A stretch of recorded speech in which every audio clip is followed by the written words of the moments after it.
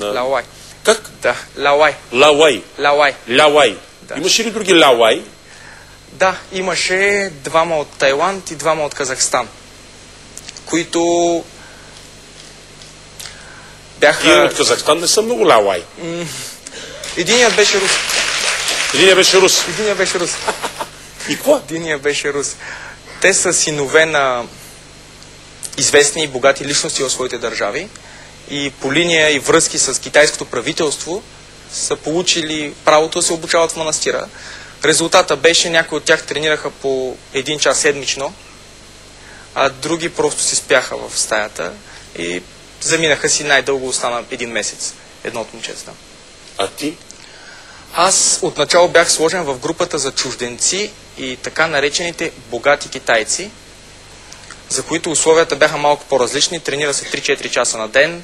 Инструкторът не е много запознат с бойните изкуства, а повече с балета и цирковото майсторство. Не бях особено доволен. На третия ден усвоих всички техники, които той имаше да ми предаде, защото аз отидох с 20 годишна подготовка и просто помолих да бъда преместен в групата с китайците, които стават в 5 сутринта, които чакат 30 минути на една площадка, което е психически тест, защото като станеш в 5 сутринта, дали е хубаво да започнеш тренировка или да легнеш да спиш или да се нахраниш, а ти трябва да чакаш 30 минути прав в редица, както подобно на казармата, за да дойде някой, за да каже: готови сте за днешната тренировка. И ти помоли да бъдеш преместен в тази група? Да, всички си мислеха, че съм луд, че имам проблем, защото тренировките в тази група са 12 часа на ден. Храната е различна от на богатите китайци. Храната в китайските ресторанти в Китай е коренно различна от храната в китайските ресторанти в България, в Европа, в Америка. Това, което ние тук виждаме, това, което искаме да видим. Това, което искаме да ядем, те ни го поднасят. А в Китай, в китайските ресторанти е много странна. Те в Китай всичките ресторанти са китайски. Да, и не бях свикнал. Да. И какво си там, коя е храната? Храната в китайските ресторанти, в ресторантите в Китай, храната е неща, които тук не сте ги чували и не сте ги виждали. Но храната, която аз седях в Шаолин, е нещо подобно на най-лошият възможен стол в България, който може да си припомня, примерно 15 години назад, в някой ученически стол, но от тези помощни училища, да го наречем. Ориз с домати и тиква, но силно разреден с вода, за да прилича на супичка. Това беше основното, което ядяхме, на което съм изкарал почти 2 месеца, отслабнах много,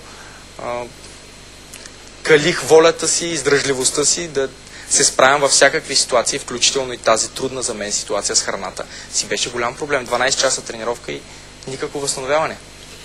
И после, като те преместиха в тази група? Тренирайки в тази група, научих много неща.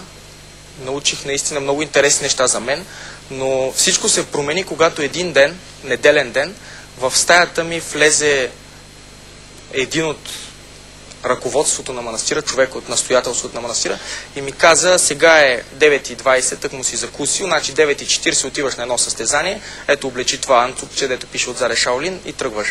Без никой да ми обяснява, че ти ходя на състезание, че трябва да се подготвя, че трябва да не съм ял, нали, защото храната в стомаха не е желателна по време на състезание. Просто така дойдоха и ми казаха: тръгваш, нали? И ти? Аз викам: тръгвам, какво да правя? И отида на състезание. Къде? И отидох на състезание. Града е на 70 км приблизително. Лоян се казва града. Как? Лоян. Разбира се, как да се казва. Естествено. Той е такова като селце, милион и половина. Да, ма повече. Да. Те там това ги водят за малки градче. Да, това е малко градче. Да? Нямаше таксита включително в градчето. Малко градче. Състезанието беше много тежко. Защо? Много срещи една след друга. Такова нещо не съм очаквал.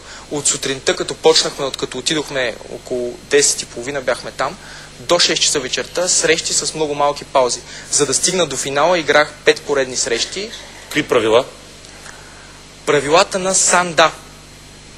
Това е като с китайски свободен двубой. Но това няма нищо общо с свободните двубои, които познаваме в България. Речем кикбокс или това, което правят комите японците, или К1? Да кажем, смесено между кикбокс и борба. Затова се нарича свободен двубой, защото можеш хем да го бориш, хем да го биеш. А с ръкавици или с... Ръкавиците са малки. Хубавото е, че нямаш право, след като събориш противника на земята, да продължиш да го биеш. Не го смятат за етично, а и е забранено от правилника. И? Последната среща ми беше изключително трудна. Срещу мен излезе един китаец, впоследствие разбрах, че е около 108 кг, малко по-висок от мен, с много мускулатура. Такива китайци аз не бях виждал в района на Шаолин, такива китайци не бях виждал до тогава. Явно не е ял ориз, тиква и... Явно е ял други неща. Явно е ял други неща. Да. И започна да си ме бие по правилата. Как? С крака, с ръце, подскачаше около мен и се движеше така, че трудно успях да го ловя откъде минава, защото аз бях толкова изморен и нямах никакво намерение да подскачам. Съдиите в последствие ми обясниха, че ми е нанесъл 200 удара в главата. 200? 200 удара Там в на главата. какви рундове се състезат? 5 минутни бяха рундовете, бяха много Колко тежки. рунда? 3 рунда по 5 3 рунда минути. по 5 минути? Да, много тежки бяха рундовете. Или до нокаут, или технически нокаут, или по точки. Значи този човек ме водеше с толкова много точки, че ако имах още една седмица да се бия с него, може би щях да наваксам до някъде. И какво стана? Допусна една грешка.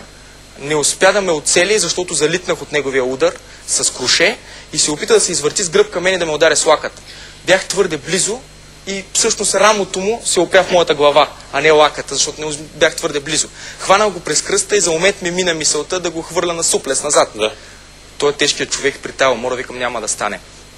Натиснах го с коляно отстрани и го обърнах на място на суплес, като го поставих на врата му. Удари си брадичката и изпадна в нокаут. След 10 секунди беше станал.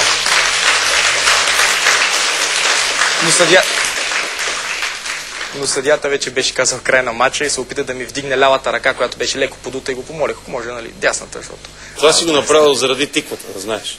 Най-вероятно. Тиквата там и доматите оттам е дошло. Всъщност ти стигна до финала, така ли? Стигнах и победих на финала и спечелих това първо мое състезание в Китай, което за мен беше много очудващо, защото през цялата ми последна среща аз бях убеден, че съм свършил, че съм свършен. Моята силна ръка е лявата, той я беше неутрализирал с толкова много силни удари с крак, които аз просто блокирах, че нямаше шанс да нанеса нокаутиращ удар. И всичко вървеше Това така. беше ли